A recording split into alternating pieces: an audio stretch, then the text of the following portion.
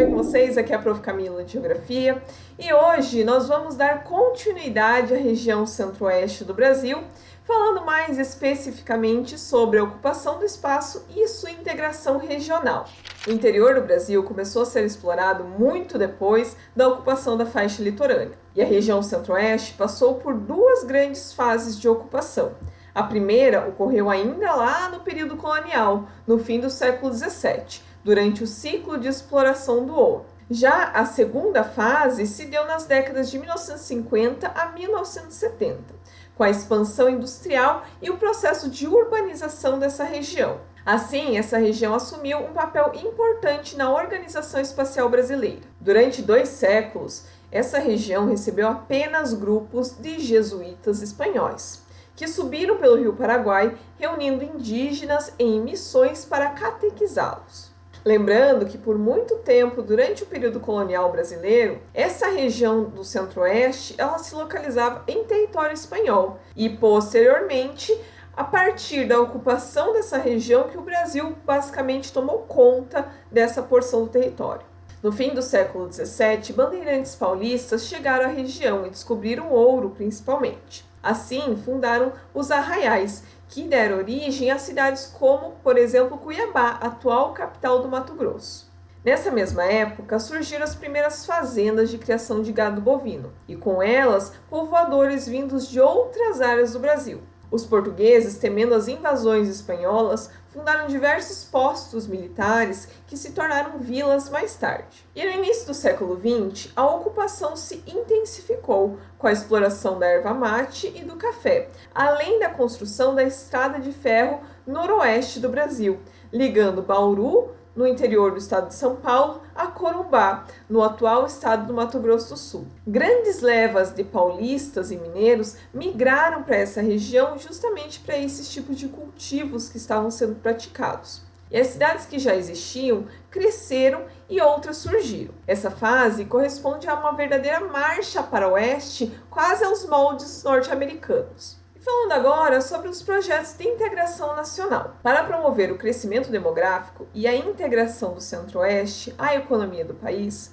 o governo federal adotou uma série de medidas. Entre elas, a principal foi a construção de uma nova capital para o país, no caso Brasília, inaugurada em 1960. Esse fato atraiu um grande número de pessoas, que vieram especialmente da região Nordeste, de Goiás, de Minas Gerais, para trabalhar nessa construção. Ainda na década de 1950, houve a expansão de atividades ligadas à pecuária, estimulando a vinda de mais pessoas para essa região. No início da década seguinte, foi construída a rodovia Belém-Brasília, e grandes propriedades e diversos núcleos de povoamento se multiplicaram ao longo dessa rodovia. Desse modo, o Centro-Oeste passou a ser um novo polo de atração populacional. Entre 1960 e 1970, foi a região que apresentou o maior crescimento demográfico do Brasil. A construção de Brasília, ela foi extremamente importante, então, para a interligação de todas as regiões do Brasil. Essa ideia de se construir uma capital no interior do Brasil, no interior do nosso país, ela já é muito antiga e remota lá da época imperial ainda. Uma capital próxima do litoral, ela está muito exposta a diversos tipos de riscos. Um deles seria o risco de invasão do país. O Brasil, comumente, não é um país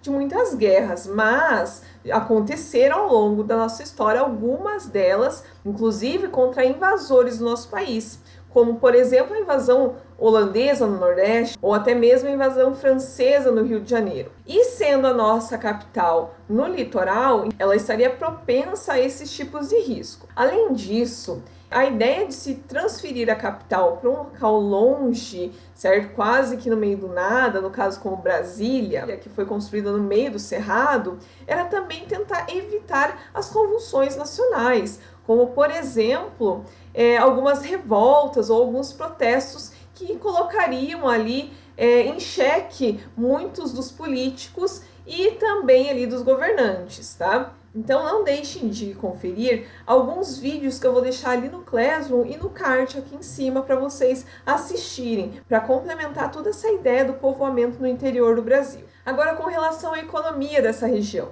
Inicialmente, a economia da região centro-oeste se baseou na exploração de garimpos de ouro e depois no desenvolvimento da pecuária. Na atualidade, o setor terciário da economia é o mais desenvolvido, assim como nas demais regiões brasileiras.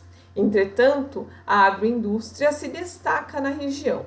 Esse fator contribuiu para o desenvolvimento industrial dos setores ligados a ela, como o alimentício, o mecânico e de materiais elétricos. Agora sobre a agricultura. A partir da década de 1970, os avanços tecnológicos ampliaram as atividades agrícolas nas áreas de cerrado, antes voltadas quase exclusivamente para a subsistência em pequenas propriedades. Além disso, o relevo plano, que possibilitou a mecanização e as condições climáticas com temperaturas elevadas e precipitações regulares nas estações chuvosas, favoreceram essas atividades. A modernização deu condições aos agricultores de aumentar a produção e, como consequência, também os seus lucros. Esse foi o caso das grandes propriedades pertencentes às empresas agrícolas que exportam alimentos para diversos locais do planeta.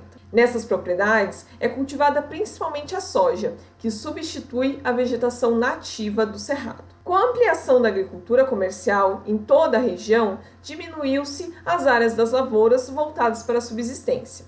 Por esse motivo, o número de pequenos e médios proprietários na região é bem reduzido. As principais áreas agrícolas da região centro-oeste cultivam principalmente algodão, cana-de-açúcar, soja, milho e também arroz. Com o processo de modernização agrícola, os pequenos proprietários que não tinham capital para produzir nos moldes da agricultura modernizada foram praticamente obrigados a vender as suas terras, tornando-se empregados nas grandes fazendas ou a migrar para as cidades maiores. Assim, o problema do inchaço populacional se agravou nessas cidades da região. A região centro-oeste apresenta, portanto, elevada concentração fundiária, ou seja, muitas terras nas mãos de poucas pessoas. Por isso, há conflitos entre grandes proprietários e lavradores, que reivindicam terras para se cultivar. Nós vimos nos bimestres passados, quando estávamos falando um pouco sobre migrações brasileiras,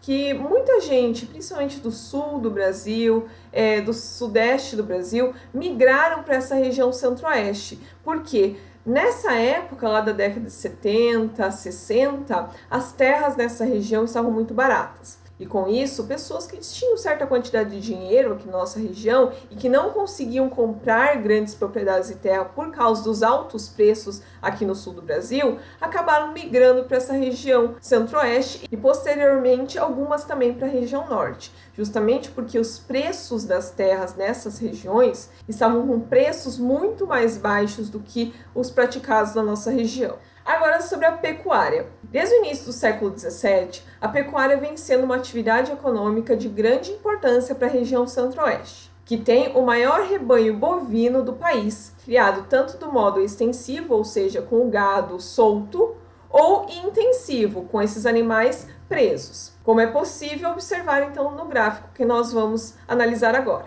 Dessa forma, nós observamos que lá em 2017, o Brasil tinha muito mais ali de 200 milhões de cabeças de gado. Essa quantidade de bois e vacas que nós temos aqui no Brasil é maior do que a quantidade de habitantes do nosso país. Então dá para dizer que existe um boi para cada habitante do Brasil. E quando nós observamos ali a distribuição dessas cabeças de gado pelas regiões brasileiras, nós percebemos que o centro-oeste vai ser a região que possui a maior quantidade dessas cabeças de gado. Agora sobre o extrativismo vegetal e mineral. Na região centro-oeste, o extrativismo vegetal ainda é realizado em grande parte com técnicas bem tradicionais. Um dos produtos de forte expressão econômica é a madeira, extraída das florestas nativas para a obtenção de lenha e toras e para a produção de carvão vegetal. Nas carvoarias, muitas vezes, ocorre a exploração da mão de obra, até mesmo infantil,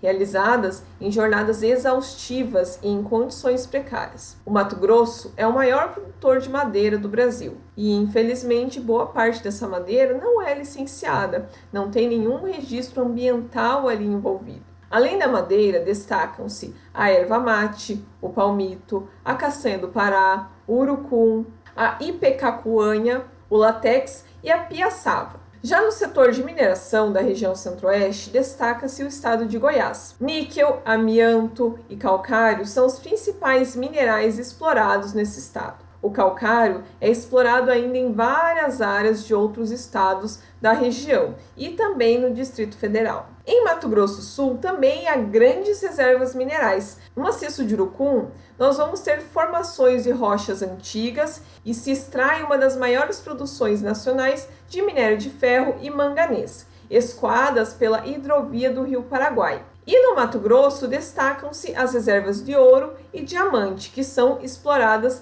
por garimpeiros. Agora sobre o setor industrial. As primeiras indústrias da região centro-oeste foram instaladas ainda lá na década de 1950, nos setores de produtos alimentares, madeira e minerais não metálicos. Já na década de 1970, novas tecnologias foram aplicadas à agricultura, contribuindo para a ampliação dos setores alimentício, mecânico e de material elétrico, e também para o desenvolvimento dos setores de vestuário, calçados, entre outros. Aqui nesse mapa, nós conseguimos observar a distribuição dos principais setores industriais da região centro-oeste. Entre eles, o que mais se destaca vai ser o setor de laticínios, que vai ser todos esses pontinhos, essas bolinhas aqui, mais amarelo claro. Depois nós vamos ter algumas áreas de produção de indústria têxtil, principalmente nesse rosinha. Vamos ter também o setor químico em azul. Vamos ter também algumas usinas de açúcar em laranja no mapa de vocês. Também setor de madeira em verde, metalúrgico em vermelho, entre outros. Agora sobre a população e urbanização dessa região. A região centro-oeste apresentou grande crescimento populacional no início da década de 1990, sobretudo pela chegada de diversos migrantes. Esse fluxo migratório foi impulsionado pela expansão da fronteira agrícola e pela atração por Brasília e Goiânia, que de certa forma são cidades bem recentes nessa região.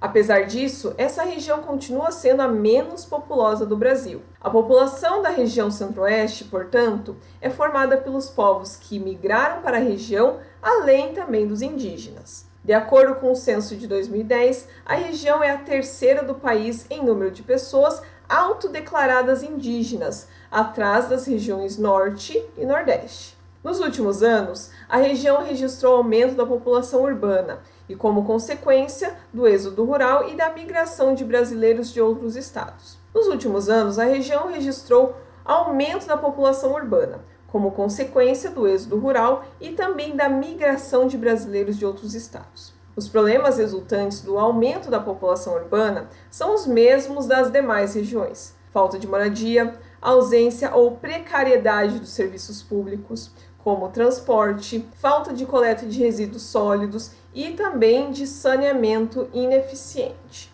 Uma consequência socioambiental da urbanização também foi a redução da vegetação do cerrado, para possibilitar a expansão das cidades. Como nós já estudamos em diversos capítulos da apostila e em diversas outras regiões, infelizmente, quando se tem um aumento muito grande do tamanho das cidades, infelizmente, a vegetação, ou seja, a natureza, ela vai ser desmatada.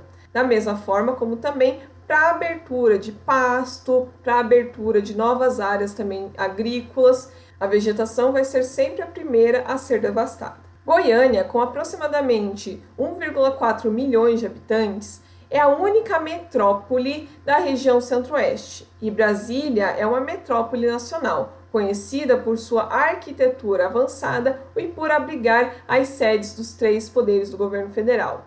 É também a capital que tem o maior PIB per capita do Brasil, justamente pelos altos salários dos juízes políticos dessa região. Bom, gente, a nossa aula de hoje era sobre isso. Vou deixar mais alguns vídeos para complementar essa explicação e falar sobre alguns pontos específicos, como, por exemplo, a construção de Brasília. Tá bom, gente? Então, beijo para vocês. Qualquer dúvida, estou à disposição. Tchau!